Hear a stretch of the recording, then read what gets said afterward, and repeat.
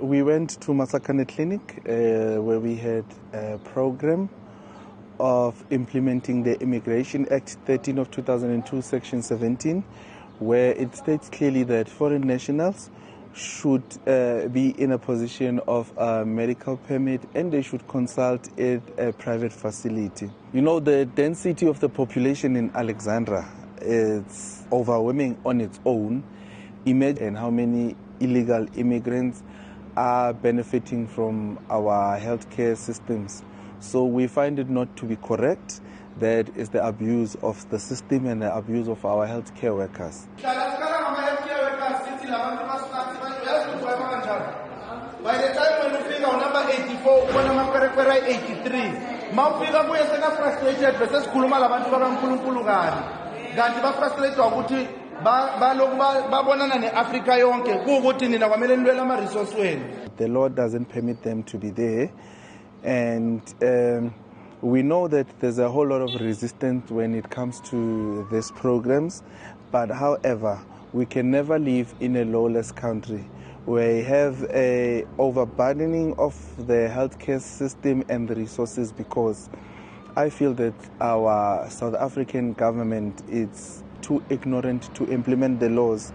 Hence, we have this overwhelming of our healthcare systems. We managed to find a few foreign nationals who were there, and we requested that they should leave our clinic and they should utilize a private clinic.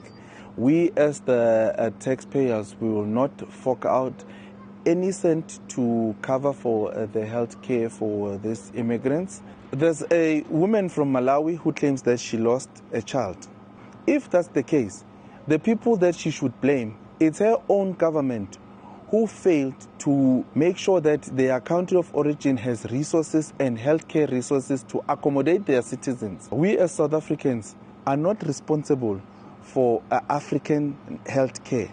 The biggest blame, it should be put on to the South African government, who are allowing this lawlessness and allowing everybody to come and make our country a dump site, and everybody who makes our country a labor ward. We do have the critical skills list that is gazetted.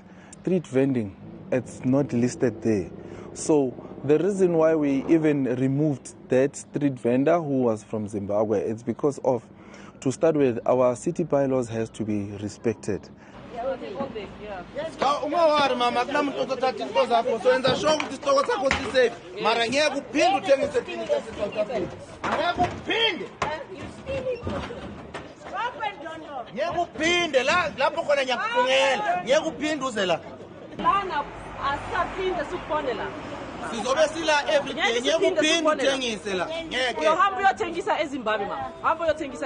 Most of these people are not actually refugees as they claim. Most of them are economic migrants. So the people that we actually find at our public healthcare facilities are people that are not supposed to be in South Africa. The reason why we have so much crime and maybe distribution of drugs, who knows that all that comes through the street vending, because now they're mushrooming everywhere. Every second corner has a street vendor that is mushrooming. If it's not a street vendor, it's a beggar.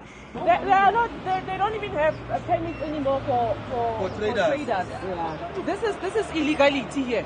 So I'm pleading with South Africans that if you see a street vendor, please remove those people from the streets, especially if they're foreign nationals.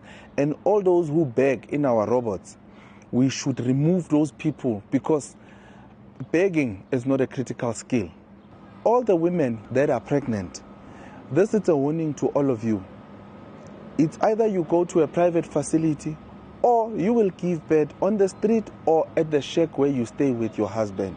If there's any South African government official who feels sorry for these people, I plead with you to make these people beneficiaries in your medical aid scheme, because we as South Africans, we won't share resources with foreign nationals.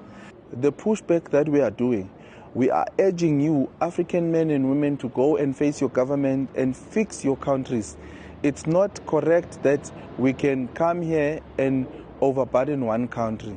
we as the Patriotic Alliance and South Africans who love our country, we will stand by our constitution and we will defend the sovereignty of South Africa. No one should come to South Africa and make it a dump site. South Africa is not a dump site and South Africa is not a refugee camp.